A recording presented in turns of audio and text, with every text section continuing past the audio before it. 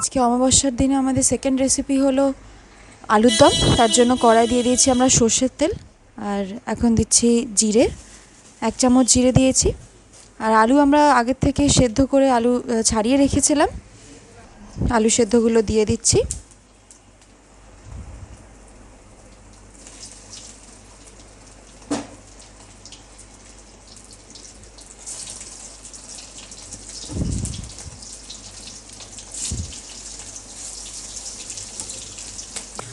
আলুগুলো সব দিয়ে দিয়েছি, এবার তেলের সাথে ভালো করে মিক্স করে নেব।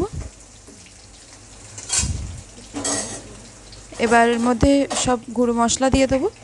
প্রথমে দিচ্ছি, আলুগুলো হালকা ভাজা ভাজা করে নিচ্ছি এখানে। আলুতে দিয়ে দিচ্ছি আদা বাটা, 1 কিলো আলুতে এখানে আমরা 1 চামচ আদা দিয়েছি।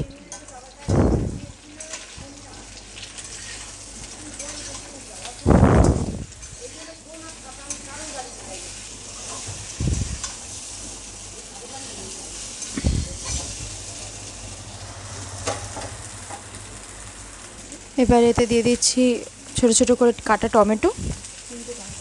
হ্যাঁ, এখানে আমরা ছোট ছোট 3টে টমেটো দিয়েছি।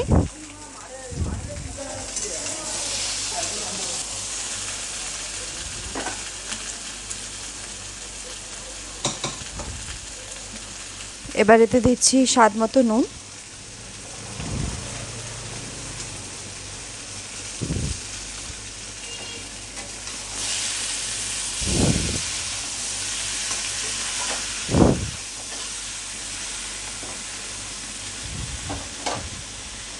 এবার এতে দিয়ে দেবো হলুদ গুঁড়ো, আমরা এখানে 1/2 চামচ হলুদ দিয়েছি। এবার দিচ্ছি এখানে কাশ্মীরি লঙ্কার গুঁড়ো। এবার এতে দিচ্ছি ঝাল লঙ্কার গুঁড়ো। লঙ্কার গুঁড়ো আমরা কমই দিয়েছি, ঝাল আমরা কম খাই, আপনারা আপনাদের স্বাদ মতো দেবেন।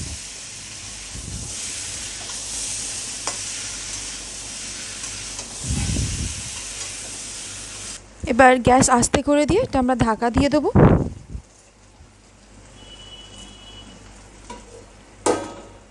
খুলে দেখবো একবার।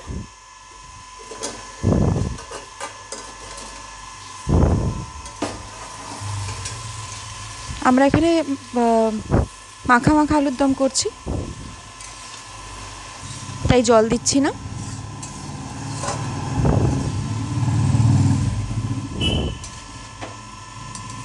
আজকে অমাবস্যার দিনে আমরা আমাদের মা কালীকে ডালপুরির সাথে আলুর দম দেবো, তাই আলুর দম মাখা মাখা হচ্ছে। ডালপুরির রেসিপিটা আপনাদেরকে ডেসক্রিপশন বক্সে দিয়ে দেবো, সেখান থেকে আপনারা দেখে নিতে পারেন।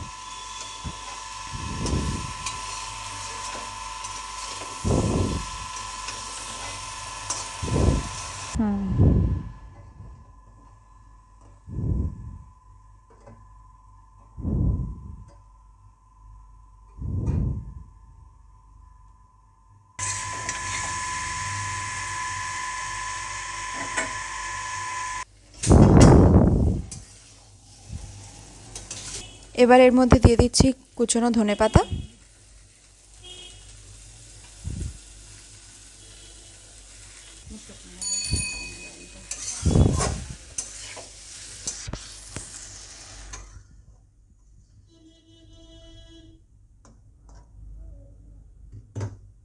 এবার আমরা দিয়ে দিচ্ছি আমাদের বাড়িতে করা গুঁড়ো মশলা। এই গুঁড়ো মশলাটার রেসিপি ডেসক্রিপশন বক্সে দিয়ে দেওয়া হবে।